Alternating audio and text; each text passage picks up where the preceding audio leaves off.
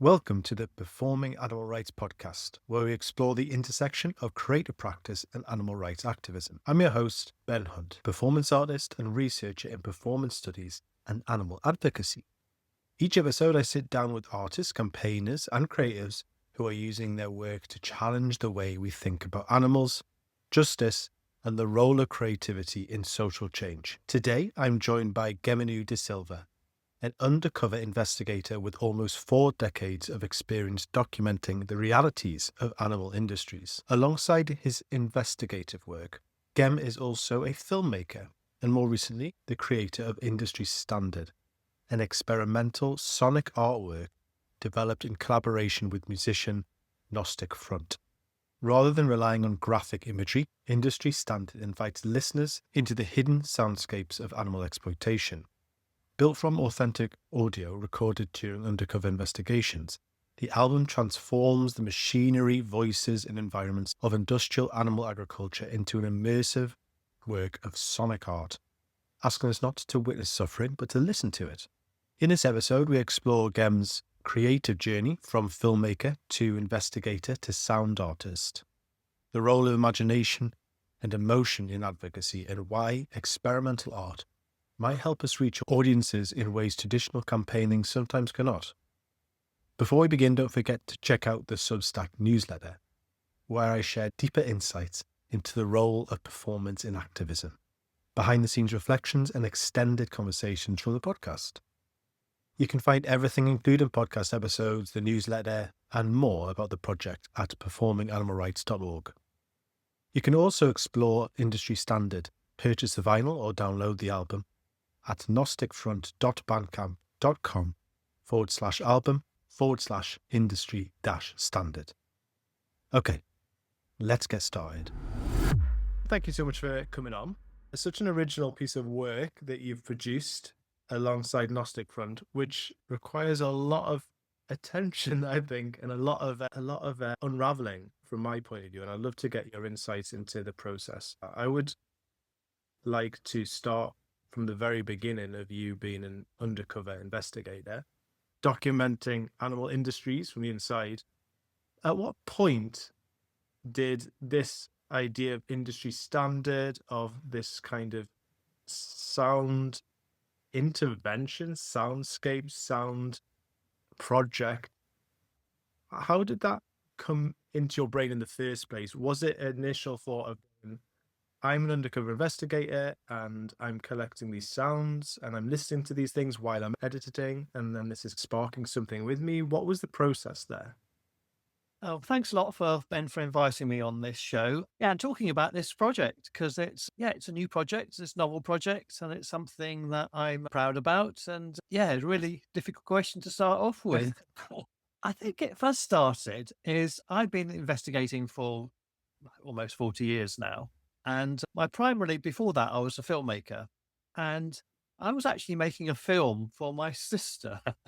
And she'd actually done a project. She's an architect, and she had collaborated with a sound artist called Scanner to do a project about a new house. And so I was making this little promo film for her. And in this project, Scanner was talking about this concept called music concrete, because what they'd done is recorded sounds of the building of the house and then had it as part of the installation. So it was like using the raw material of raw materials and then repositioning them, reimagining them into a new musical conception. And I thought, gosh, you know what? I've got 30 years of sound recordings. I've got 30 years of archived material, mostly video, but wouldn't it be good to do something different and just explore something different? Because sometimes when you're doing advocacy, you do the same old thing. You do the video, you do the Instagram, you do the social media. And I think I just wanted to get more involved in sound, really. So that was the initial spark. And that was about 8 years ago. 8 years ago, I thought, oh, this would be a great idea. And yeah, that was what the original spark was. Yeah, that's what's interesting. So you were exposed to that kind of work and you made that connection quite quickly of, oh, I have all this material that I've collected over the years. I suppose that's really cool to think that you were like, oh, I find this interesting. Where in my work does this apply? With undercover investigations, and this is obviously from a naive point of view, having not undertaken them myself, is a lot of it's visual, right? So how did you make the leap from, I suppose you were exposed to some sound, but then why did you go, okay, sound is just as important or connects with me in a specific way? Was that a conscious thing, or was it more that you experienced it as like a creative response and it brought something out in you and then it connected? Or had you held on to sound for quite a while before then? Yeah, I think I'm primarily a filmmaker. That was my background before I got into investigations. I've always been involved with the visual world and filmmaking generally is focusing on the visuals and a little bit on the sound. But I always believe, I think it's a reaction to wanting to try something new creatively. Because if you've done something and it was getting a bit repetitive. You make these films and they're basically the same. It's suffering. And don't get me wrong, they're having great impact and they have great impact for lobbying and campaigning and for engaging the public. But on a creative front, I just felt I wanted to try something new and try something out of my comfort zone. Because you get to a stage where you want to try something new to see, just to engage your brain in a different way. And it was also perhaps it was a reaction against social media because I was seeing images and I was doing it as well, just liking them and just hardly paying any attention to it. And I think sound really demands attention because you can't just like a thing, a sound in 1 second. You've actually got to commit to it.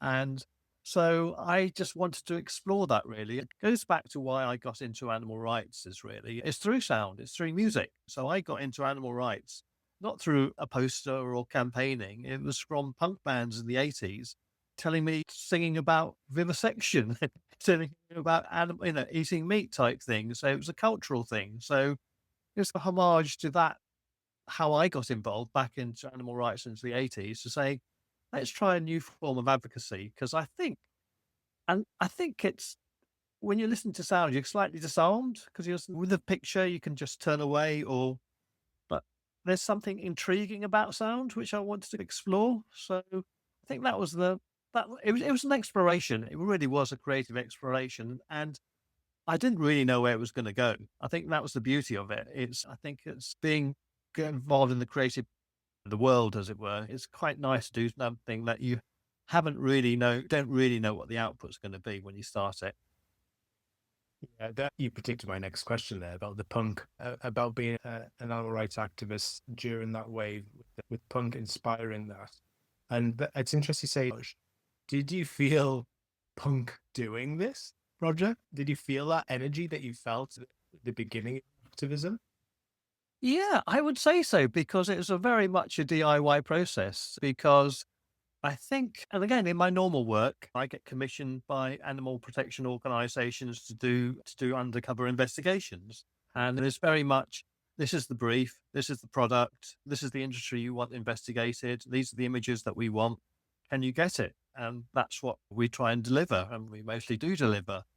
But with this project, it was like, okay, I really don't know what the output's going to be. Again, the homage to punk is I wanted it to be on vinyl because I think why I wanted it to be on vinyl, because how I listen to music is you put a record on and you commit 20 minutes at a side to listening to it. You're not How I do it is I don't make a cup of tea. I listen to music and I devote to it. Whereas if it was more on streaming, you'd be getting around your everyday life. So it was a chance to, in a way, it's be meditative. Okay, I'm going to commit myself 20 minutes at a time to listen to something. And I think that potentially has a greater impact than just fleeting glances or fleeting listens.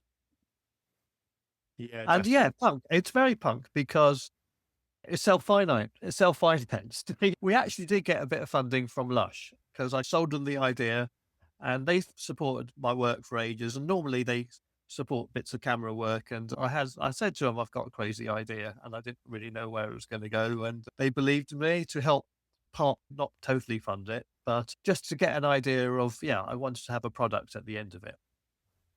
That's great to hear that Lush supported that. I know Lush in the past have done some really quite hard hitting performative projects as well. So that they did a animal testing one in their in one of their storefronts in London with a I saw that, yes. performance. That was really, yeah, it was a great bit of performance. And it was one of the Yes, early bits of performance, wasn't it? it was honestly incredible stuff. And I think it's so nice to have that support, big or small, really, from organizations, especially when it's a risk. It's not a risk for them really in a sense of they Well, are it was a risk. I'll tell you why it was a risk, yeah. because I was almost going to give the money back to them. Okay. Yeah. Because I got this project and I got this. And so how I developed it is I thought, okay, I've got this idea. How am I going to manifest it? So I actually enrolled on a Sonic art course. There was a continuing at Oxford University. Have got some great adult education courses. So I went on this Sonic art course just to see how potentially people can shape sound. And interesting, one of the people they were talking about was Scanner, who was my sister had worked with. He was one of the case studies. So I thought, oh, that's a nice circle. So yeah, I went on this art course and then spent 2 years just playing around with it. Got Logic Pro and got some data, got some software to try and play around with these sounds, but it wasn't really going anywhere. And I was getting to the stage where I was thinking, I've got a bit of money from Lush, but I haven't been able to. And it's being a creative, I think, is having that creative block and thinking this is not going to work. And but then it turned around. Yeah, absolutely turned around. Yeah. So how did that turn around? Because obviously you've done it turned into a collaboration, right? Was that the turning point, or was it before then or after that? Yeah, the turning point was the collaboration. So I went to an animal rights conference in America. This was a couple of years ago, and I chanced upon somebody I met, a guy called Carol Orchesky, and he works at Analytics, and which is an animal welfare, animal rights organization in the States. And I previously helped him with some footage. He was a filmmaker. And so about 12 years previously, he was making a film about animal research and the vivisection industry. And I had some footage of trapping of monkeys in Cambodia. And because a lot of what we do is, as investigations, we investigate the food, fashion, but we did a lot of work on the primate industry.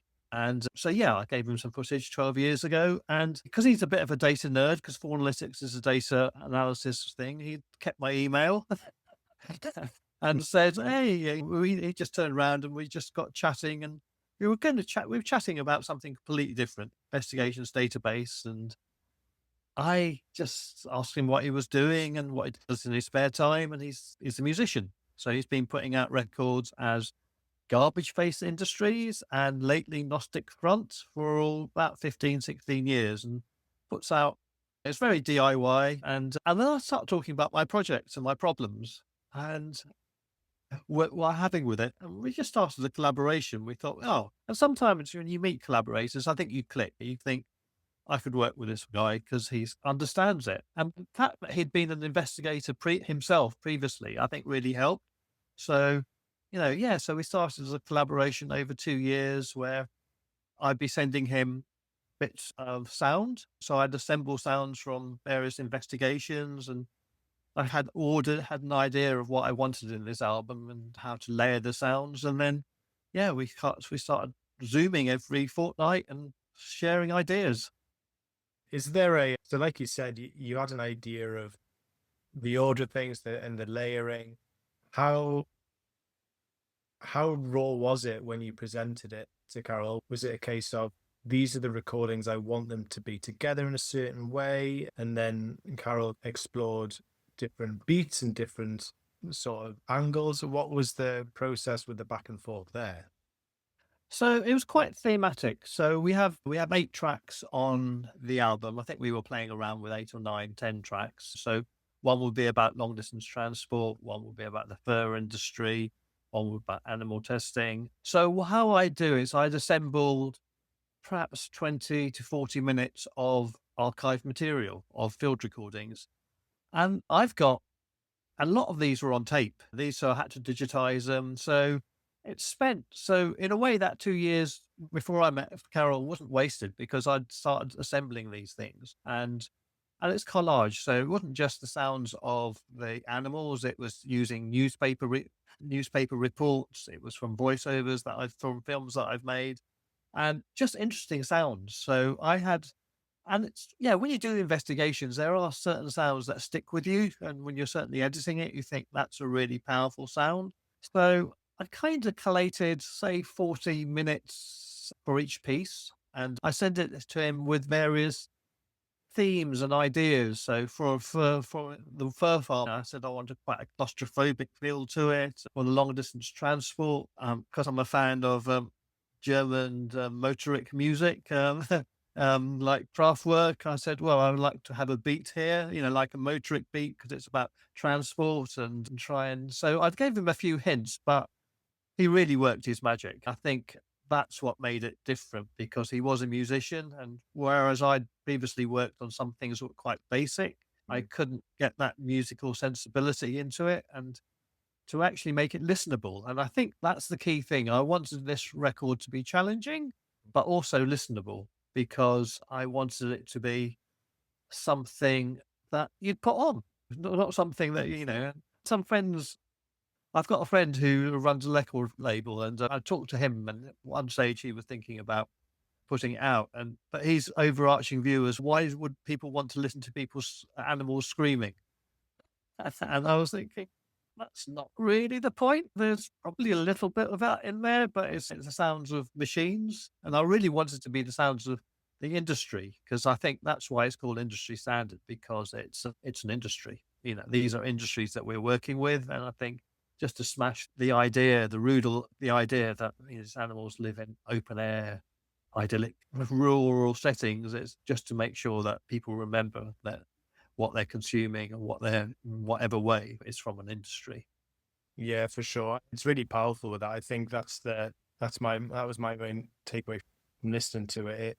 The industry side of it creates images in your mind and like you said before, it triggers ideas and imaginations that feel way more personal and interwoven with the listener's experience. I suppose from my point of view, that's powerful. From your point of view, you've also lived those. So you witnessed, you recorded.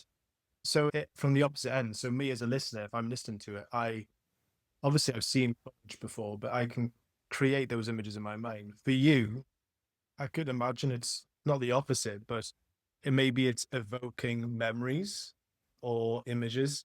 I'll be interested to know, has that changed from the beginning of, okay, these are recordings from what I remember of what I've done. So you hear something, go, oh, that is that because I've been there or I've seen the footage or whatever. Does that remain the same when you listen to the final product, or did the final product evoke anything different in your response when you listen to it? I think that's a really good question. One of the purposes of the whole project is people to evoke images. Yeah. And I think that's very much I think that's what's powerful, because it's not actually telling people or showing people what it is, it's getting them to generate their own ideas and their own sense of potential suffering. And I think that's why I believe it's powerful, because when you listen to the sounds, you do evoke images. I tend to the reality is that I know where those sounds came from. Very much, I think, if I'm honest, I would say there's not too much left to imagination. But having said that, there are some sounds which I can't identify there. And I'm trying to work. And so what Carol did is, because he worked with certain beats and certain notes, so he'd work out what the pitch and what the tone was, what the notes, as he said, that being, I'm not a musician, a C major or whatever, and he'll try and recreate a beat or a synth in that same note or time. So yeah, so I would say I do recognize most of it, and some of the images I'm totally familiar with, because when either I've witnessed it firsthand or I've edited it. It's To me, it's quite literal, I think, but there are so many elements, so it's not a linear piece type thing. One bit of 20 seconds could have lots of different types of images. Yeah. I was going to ask about the linear thing. That's interesting that it's not linear and there's an experimental thing there. Is they with the creative process? sticking with your obviously your memory of these images as well, and what you witnessed during collecting these, recording these bits for campaigns or whatever for the work. I'd imagine obviously a lot of my research is in trauma and how trauma is processed through activists, through creatives, and how non-human trauma is communicated. I'd be interested to hear if there was any of that process for you, emotional process coupled with the creative process, where the act of creating something either assisted in processing what you've witnessed throughout the years. Now, don't get me wrong, I understand that this is a job you've been doing for many years, so you will have many coping strategies already. Was there a new angle with the creative process, or was this something a bit different and a bit separate? I think it was separate. I think there's certain tracks on there which, when you do listen to it, it evokes a memory which perhaps doesn't evoke that memory when you actually do it visually. And that's why I think it is more powerful and it does affect you more when you realize that. I think, yeah, you're right. I've been doing this 37 years. So you have different coping mechanisms and to try and make sure those images don't stay and those sounds don't stay in your head and get out of your head and out into the real world. And I think that's the main coping mechanism that I've actually dealt with, is to make sure that these aren't mine. These aren't my sounds. These aren't my images. These are the animal sounds. These are the animal images, and they need to be told. So it's very much trying to believe in that. And yeah, so I don't think it really, having the creative process, I think I was focused on the creativity as opposed to dealing with the emotional impact, as it were. Because I think a lot of the emotional impact is when you actually witness it straight away, or perhaps view it for the first time. And then for me, that's when it has the impact. But then you start getting into a professional mode of how to package the material, and you're thinking very much into the aesthetics of it. You are really thinking about the aesthetics of, if yeah. So to me, the emotional impact really happens right at the start, or is presumably that it's a week after the investigation, and from then onwards, it's really focusing on making sure that you get a good product, for want of a better word. Of course, yeah, absolutely. It's interesting and I completely see how that could be separate for sure. Was there when you did either during the process, the creative process, or the creative project at the end, was there any moments where it gave you new perspectives on or new angles from those initial moments where you did get the footage or did get the material? Was there, I'm not saying revelations, but was there any touching points where, oh, okay, they brought you back to that? I think so. I think that's partly to do with what Carol did with it, actually. Because again, I gave him the raw material and then he came back or through the processes of something quite different. And I shouldn't underestimate that. They have been repurposed, reimagined, stretched, looped, and to make it a lot more powerful. I really do think it makes it a lot more powerful. And I would say, yeah, there's certain tracks there which I would say is more powerful or more evocative, because it's slightly different how I remembered it. So I would certainly believe, yeah, in certain instances they were it yeah, it evoked something new. When you mentioned evoke and reaction, and when we talk about memory and about aesthetics and about touching, resonating with people, the big thing I'm interested in is how and what reality is and real, and what feels real and what is real.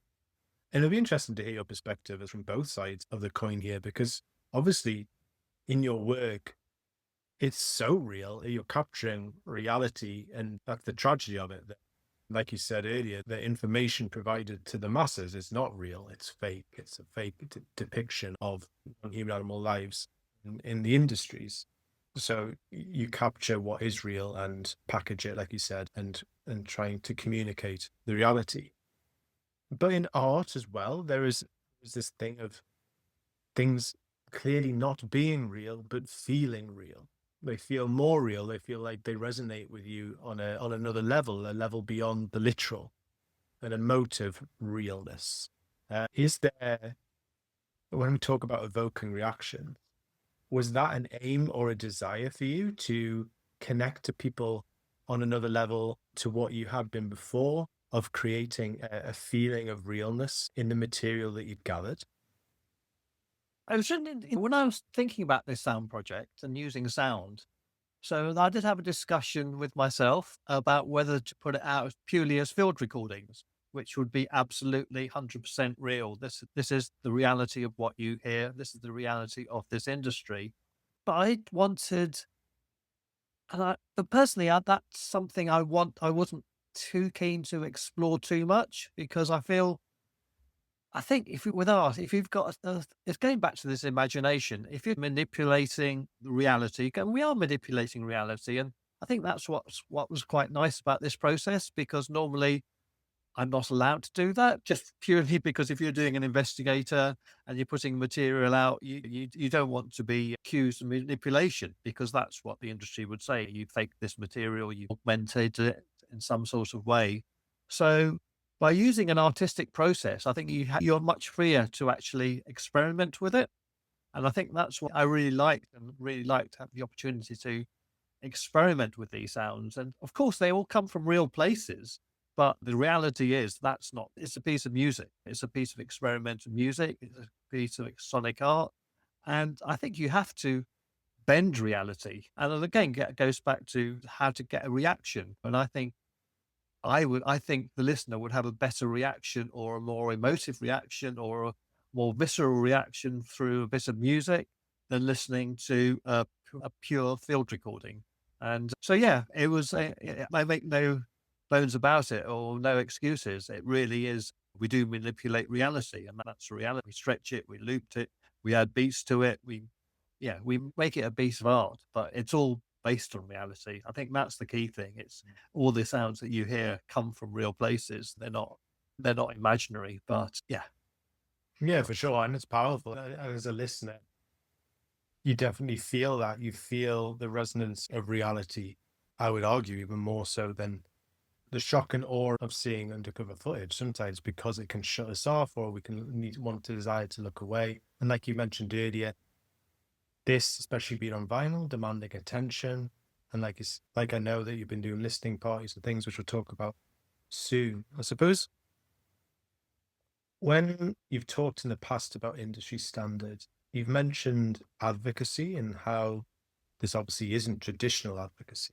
Do you see it as a form of advocacy in its own right? I would say it's absolute advocacy. And one of the reasons for it is advocacy. And that's partly because that's what I've been doing all my life. It's advocacy. The first investigation I did was for a film. And it wasn't a traditional documentary film. It was a drama documentary film. So it had Captain Sensible and Lena Lovitch, who were big 80s punk icons. And it had a drama in it and it had a music soundtrack. And so and that was an advocacy thing. And so I believe in advocacy is getting it through the back door, trying to reach new audiences. So that was made for an MTV type generation, people that are up into music videos.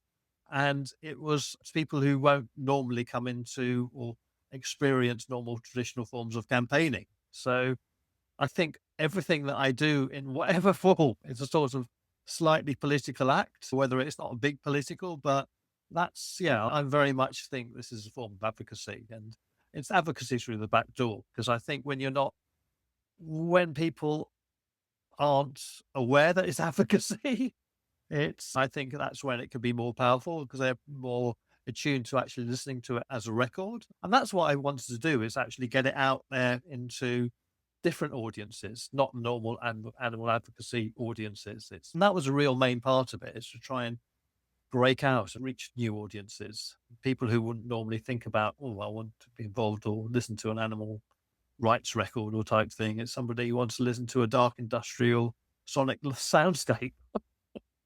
Yeah, absolutely. Yeah. And I think that's a very exciting perspective of reaching audiences through art forms and specific audiences, right? You've been to there's been quite a lot on upcoming listening parties of an industry standard. And you've been to some talks and you've been to these events and you've talked to people who have listened to it in their private lives as well. Have you managed to garner a specific type of reaction? What's been the response from these different audiences? Yeah, I think this is one of the ideas was to have listening parties. And because I think there's something quite powerful about communal listening. Yeah. So you don't just listen to things on your own and perhaps discuss it. So I did one in my local record shop.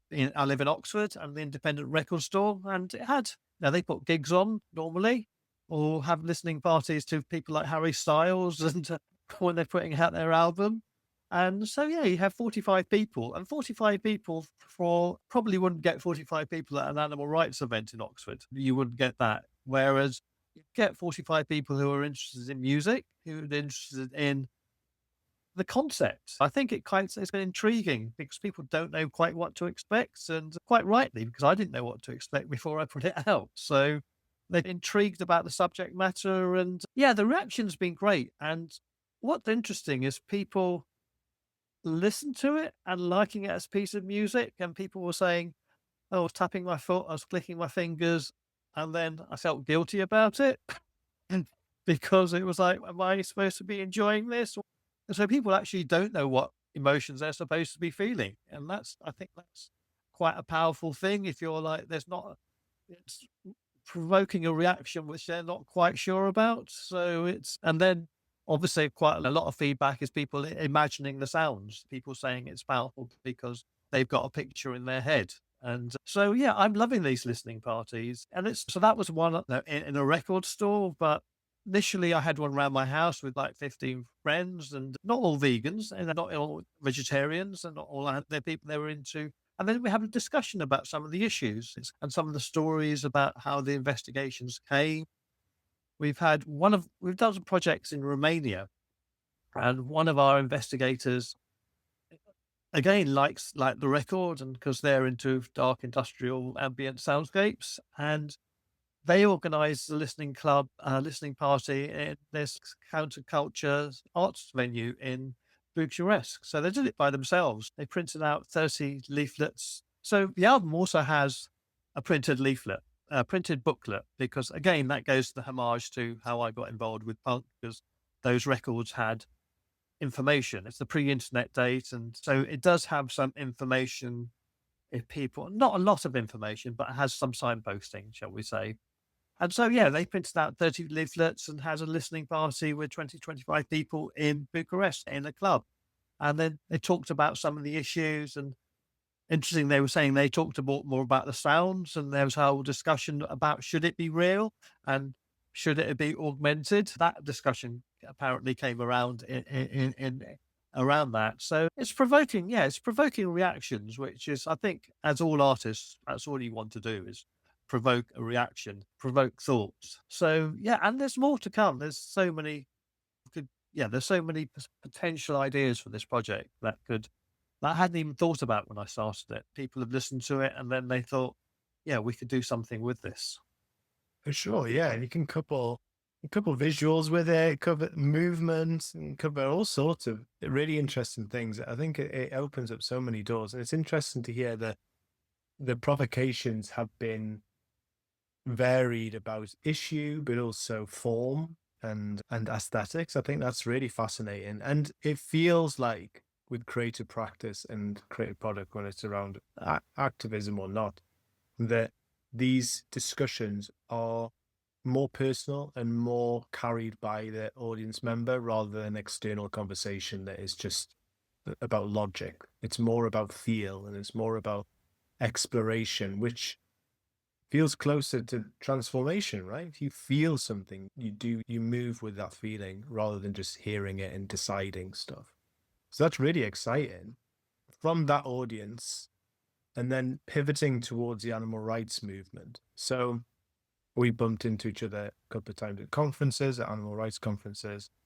And obviously those conversations are animal rights activists, animal welfare activists talking about how we can be more effective, how we can strategize, how we can be better activists.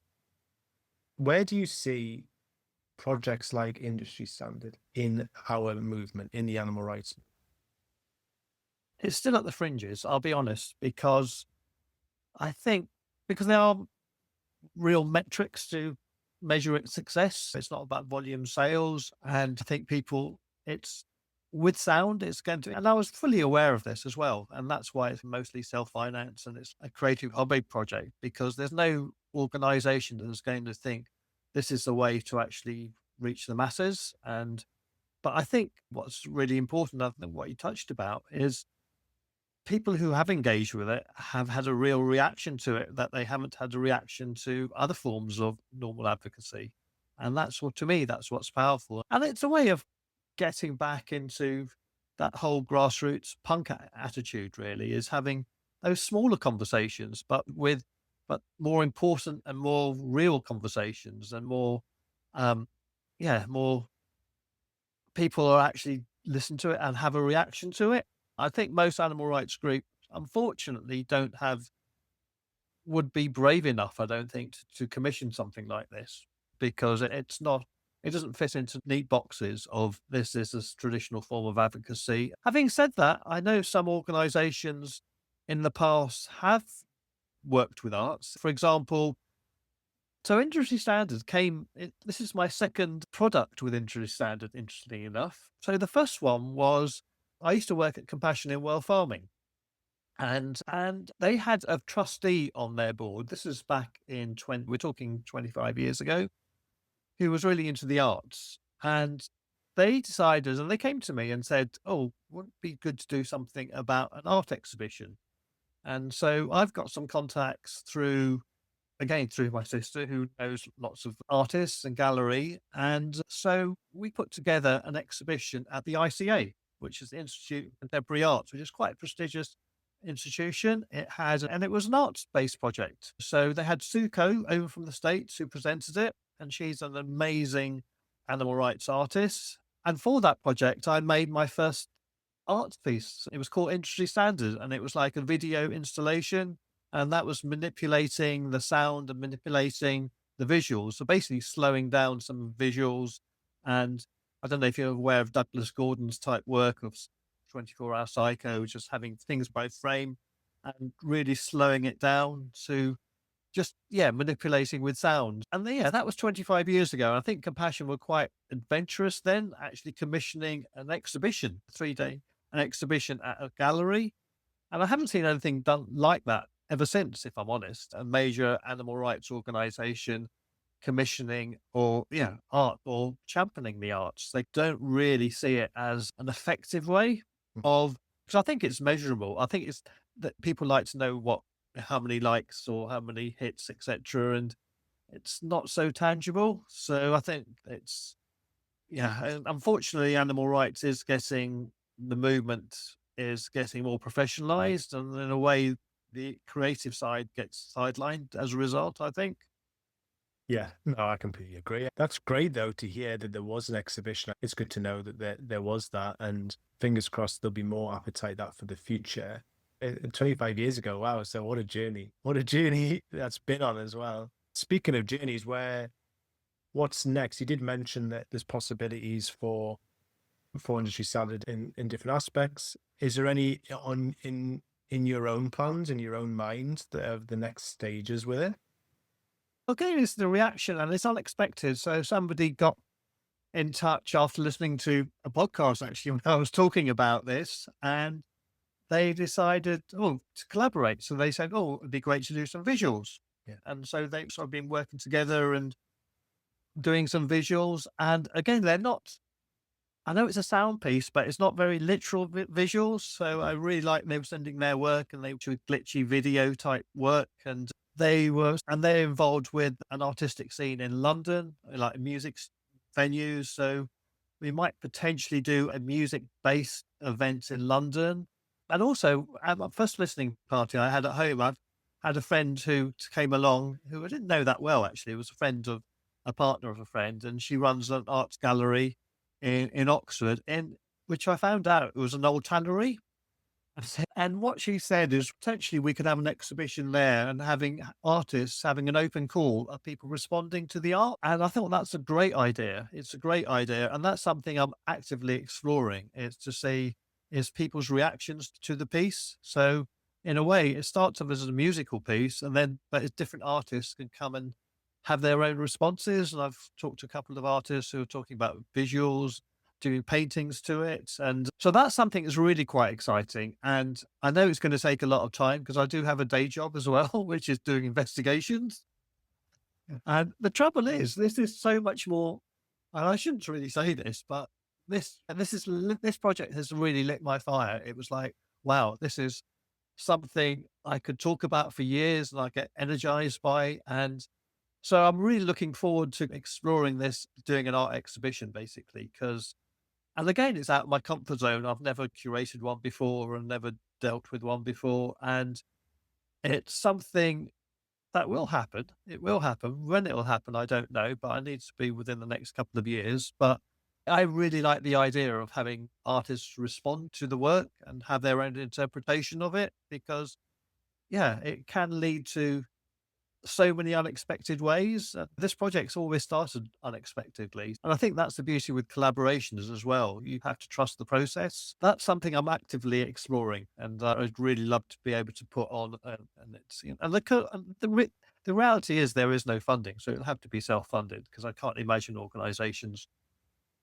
would see the value in it. But I think I would certainly see the value of getting yeah, and all those artists don't necessarily have to be animal rights artists. I think that's it. It's people just responding to it. So yeah, and so that's on the artistic front. I'm doing lots more talks as well about it. I'm talking with John Robb, who was a member of the Membranes. He has Louder Than Wall magazine, which is a music magazine, and talking in a couple of weeks at Vegfest with him about it and having stalls. And so yeah, I am talking to the animal rights world as well, because that's I think it's important that they know about it and we can tell them about the album there. But yeah, I'm always and hopefully somebody might be listening to this podcast and think, okay, I'd like to collaborate. And I think that's the beauty is leaving it open really, because I put it out there and now it's just waiting and just having the responses has been really positive and yeah, I'd love to go into so many unexpected ways, and I'm not precious about it. And this is it. It's a form of advocacy which can be built on. It's not the end. It's hopefully the start.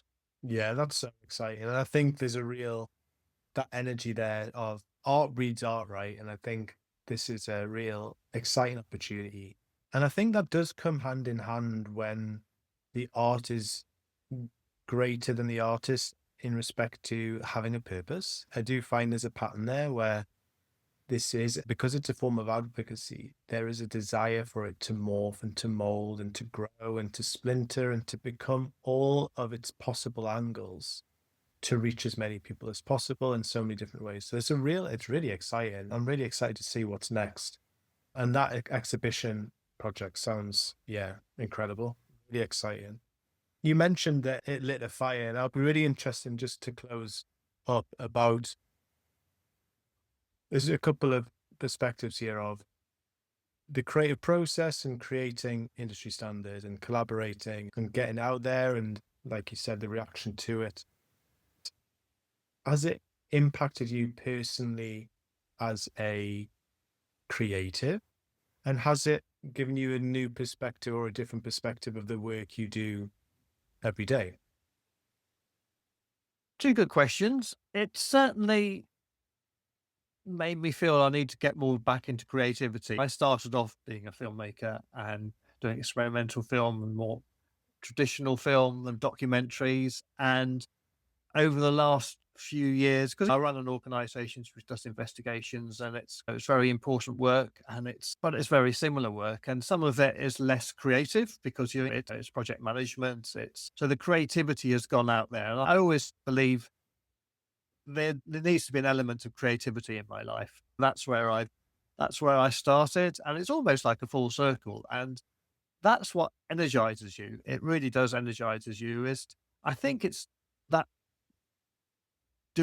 pushing things into the unknown, really. I think that's what the word is energizing. That's the thing. It's exhilarating, it's dangerous, and it's nerve wracking. All those emotions come into it. And yeah, I'd be loving to do more creative things. And interestingly, it's made me think that's where I should be going in the future. I do investigations and I think they're valuable and the organizations think they're valuable, but looking to the future, I would love to move more into the creative world and not leave behind totally the investigations world, but pivot a lot more of my time working on exec.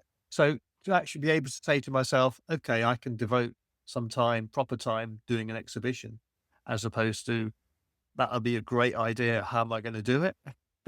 Because I've got 6 investigations lined up at the moment this year, thinking which you have to deliver. So it's made me reevaluate in the long run. That's the direction I want to go, because that's the thing. I think there's so much potential and so much untapped potential. And I think if we can get a bunch of whole creatives trying to work out what the hell we can do to advocate animal advocacy to push forward it, I think that would be really exciting. Yeah, really exciting. All the best for it again. I really appreciate your time today as well. I think it is such a unique and grounded, but also fresh piece of work, and you should be really proud of it. I think it's an astounding piece of work. Kudos to you and Carol for such a great piece, and long may it evolve and morph into something even greater. Yeah, there's not going to be a second album, but there'll be a lot of different splinters. I think Yeah, that's what I hope. That's what I hope. for sure. Thank you very much, and thank you very much for listening. That's a wrap for this episode of the Performing Animal Rights podcast. A huge thank you to Gem for such a fascinating conversation. Industry Standard is a remarkable example of how creativity can reimagine advocacy, inviting us to listen differently, reflect more deeply, and engage with the realities of animal exploitation through sound rather than the spectacle. If you'd like to explore Industry Standard, download the album or pick up a copy on vinyl, you can find it at gnosticfront.bandcamp.com/album/industry-standard. For more episodes, resources, and insights into creative activism, head to performinganimalrights.org, where you can also subscribe to the Substack newsletter for deeper reflections on performance and animal advocacy. Thanks so much for listening, and until next time, goodbye.